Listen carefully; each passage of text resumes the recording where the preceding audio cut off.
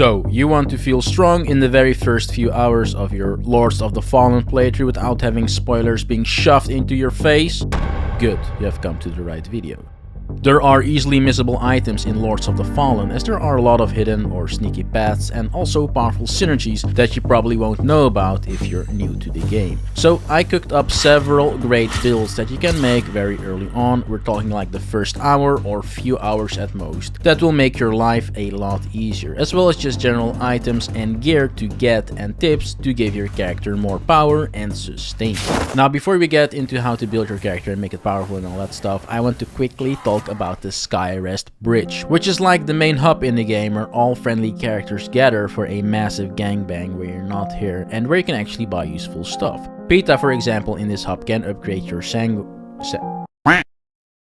this thing, which is your healing flask, that you can infinitely use every time you rest or level. So it is highly advised to make sure to keep upgrading it and thus frequently revisit the Skyrest Bridge to do so. To upgrade your healing flask with the extra difficult name, you'll need saintly quintessences, which you can extract by soul flaying these type of ugly creatures. You find one in the tutorial area, so right from the get-go you can already upgrade your flask and get 4 flasks that heal more instead of just 3 if you just simply talk to Peta. The other NPCs act as merchants and sell you weapons, gear, and things of that nature. However, you have to exhaust their dialogue first and hear all of their rambling. So if you only talk once to them, you might just miss out on these shops altogether. Keep talking to them till the buy and sell options appear. Malhu is an NPC in the Skyrest Bridge that likes to be hidden away from the world, because Malhu is a weird individual. So just putting it out there and sparing you the fate of completely missing this guy, use your lamp in the area that seemingly seems to be empty. He appears in umbral only and sells you a variety of useful stuff as well. However, he can also socket your umbral eyes and give you additional power in umbral mode.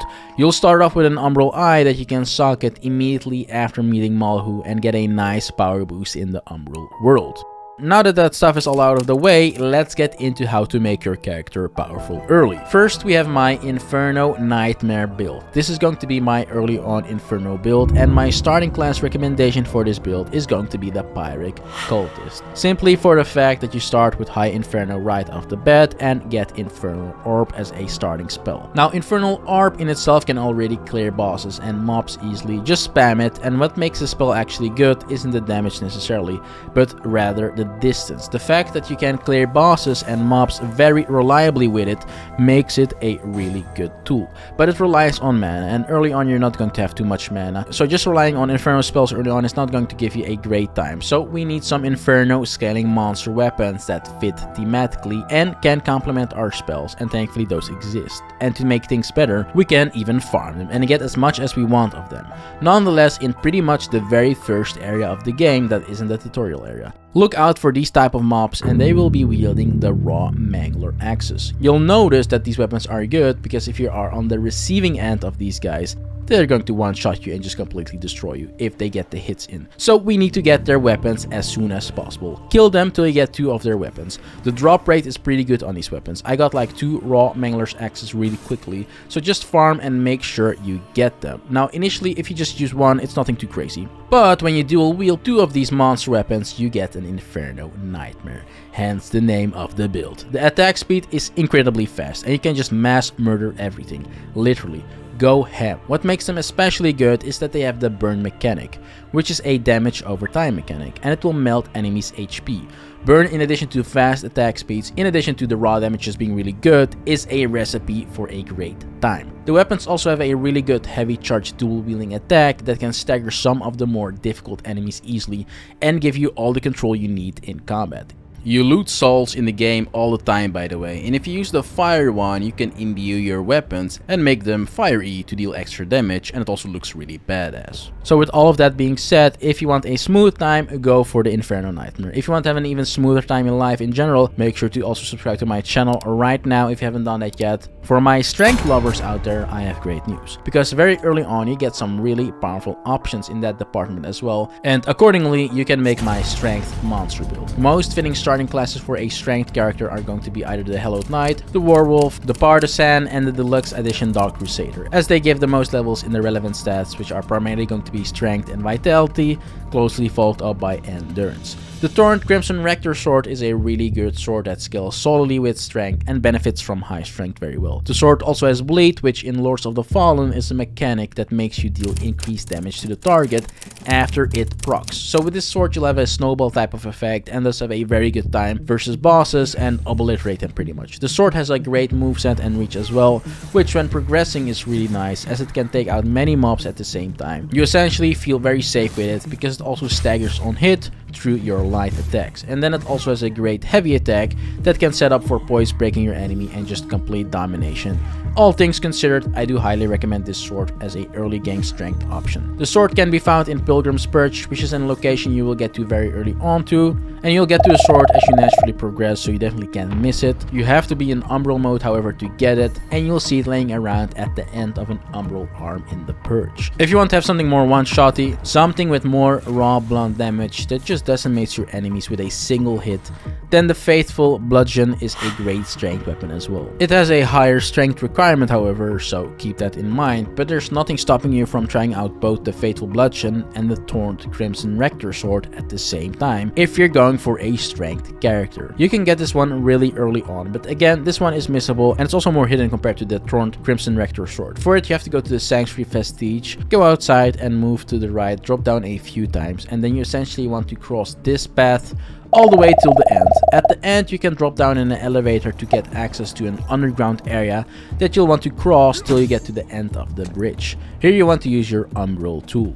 But don't fully go into Umbral tool, just make sure to face into Umbral and then make yourself drop down accordingly when the platform is right below you. You will accordingly see a lootable item and it's none other than the Faithful Bludgeon. And this weapon is a real beast. It has a good range, it has a good charge, it has a good sweep, and everything you hit with it will be one-shotted pretty much instantly if you charge up your attacks. So it gives you a lot of power in that sense. It's what the Giant Crusher is essentially in Elden Ring, and just the I want to smash everything weapon of this game. If you want to go strength in this game, that is a very solid choice and you really can't go wrong with it. If you're going with a strength or agility based character and thus don't have spells to deal with things in the distance, I would highly recommend you to pick up the Bloody Hatchet, which is also near the Sanctuary Vestige. It's however hidden behind a bunch of destroyable boxes and such, so you can again miss it. The Bloody Hatchet is just really solid damage and provides you a good ranged option for when you want to deal with enemies in the distance. Keep in mind, ammunition in this game is infinite in the sense that your bar replenishes every time you rest, and you are bombarded with the ammunition pouches in the game that refill your ammunition as well. So these ranged options supplement your melee builds very well and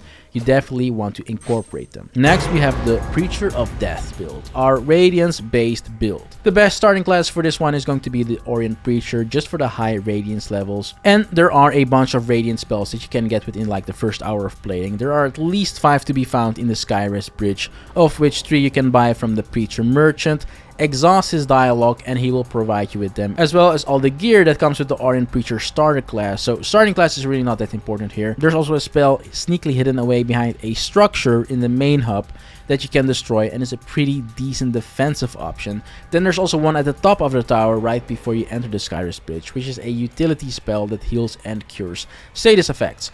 Radiant Flare is also a good starting spell. It gives you the ability to snipe and nuke things from a distance. Then imbuing your weapon with Radiance is also a great spell option and gives you some additional early game power. Combine this spell with the Orient Preacher Hammer that you get or can buy from the Priest, and honestly you just have a very solid Radiance build right from the get-go. It smacks and has a great range and provides you various ways to deal with enemies in combat. Now let's move on to some other important stuff. In terms of gear, you get a really good helmet right away after defeating this enemy in the game. It's hard to miss this particular enemy, so don't worry about it. The helm gives a ton of defensive stats all across the board, so I highly recommend you to use it early on. And you can combine it with the Antique Hallowed Armor set, which you also get early on. It's near the Bellroom Vestige, but you have to enter Umbral mode for it to remove the water and keep moving forward till you get to a big chest. In the chest will be this entire set, and yet again this armor set has very well rounded stats that complement your helmet perfectly. I do however suggest to not cross medium for your equip load, as it will decrease your mobility. So if both the Antique Hallowed Armor set and the helmet in combination push you to heavy, and that kind of depends on your endurance level, you want to play around with other gear pieces and see how you can get the absolute most stats while staying in medium. Alternatively, a good farmable set that I found is going to be the Avowed set. This one is lighter than the Antique Hallowed Armor set, but it has also really decent stats, and you get them from the Guardian type of mobs next to the Sanctuary Vestige. For your rings and amulet, I highly suggest you to go with Sustain at the start, so you can familiarize yourself with the game, learn the mechanics, and most importantly, stay alive most of the time. The face ring is a really good ring for this purpose. It's 3 levels in vitality for free, and you get it in the Pilgrim's Perch across the path with the spiky head enemies. You have to go in Umbral mode to access this part though, so you can't miss it. Aside from the Deface ring, I suggest buying the Ring of Duty from the NPC in the hub. It's +1 vitality and +1 endurance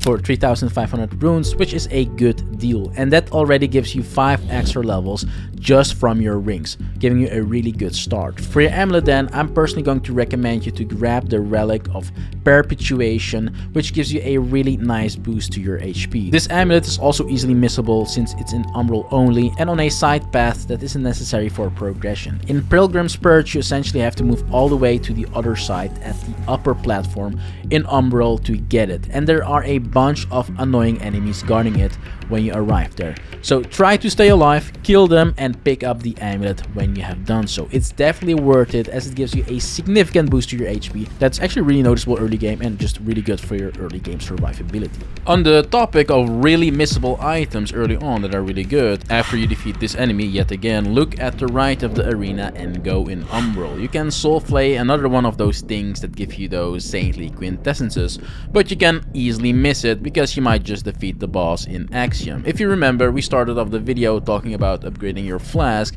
with Pita, which you now can go back to again and have a +2 healing flask very early on. Then we also need to talk about upgrading your weapons, as you get a lot of power in this game by simply upgrading your weapons, but you have to free a blacksmith before you can actually upgrade your weapons. You'll find the blacksmith around the Mistress of Hounds fight. You'll notice her cage when you go into the associated cave, but you have to free her however, and thankfully the key to her cage is right next to her. Now the game gives you a choice to free her or to keep her locked up, but obviously free her. And when you reload at the Vestige, the blacksmith will now also be at your main hub, and the stones that are required to upgrade your stuff are obtained in the masses because they are loot scattered around all over the world, and you can also get them from enemy drops. So by the time you have the blacksmith unlocked, you'll have a bunch of these fragments already, and you can right off the bat immediately go to the main hub and upgrade your weapon to like +3 or so. That in itself will give you a huge power spike early on. Now there's also a really good farm early game that I've personally been using and I've experimented with.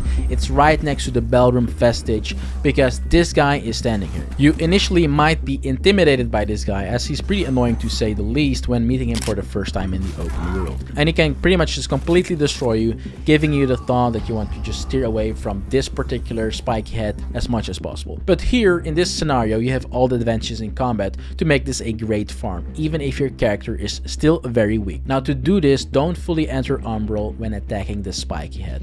Just use RB or the sap mechanic essentially to remove the Umbral leech thing, and you can then accordingly kill him. Killing him gives you a few hundred runes each time, and you can infinitely keep killing him and get a bunch of runes really fast, as after killing this dude you can reset the area by interacting with the Vestige right next to you, so you just rest and kill the guy over and over till you have as much runes as you want. And this is a really nice farm because it's very reliable, safe as you're right next to a Vestige, so if things go south you just reset and then try again. And the guy is quite dumb and he's pretty much locked in a small area, meaning he won't be able to pull off most of his moves very well, so killing him is going to be quite easy as well. Spikehead also drops Lucky Paws and sometimes armor parts, both of which you can sell for even more runes, or you can use the Lucky Paw for increased drop rates for other loot when progressing the game. And keep in mind, the armor that this guy drops also sells for like hundreds of runes. You'll literally be bathed in Lucky Paws however through this guy, as he drops them every time you kill him, giving you a great tool to progress the game further and get potentially a bunch of rare drops. And obviously you can get as many runes as you want through this method to level up as much as you want, and with that you will now have a great start. Have fun playing the game. More Lords of the Fallen content and builds are on the way, so make sure to subscribe to not miss out on that.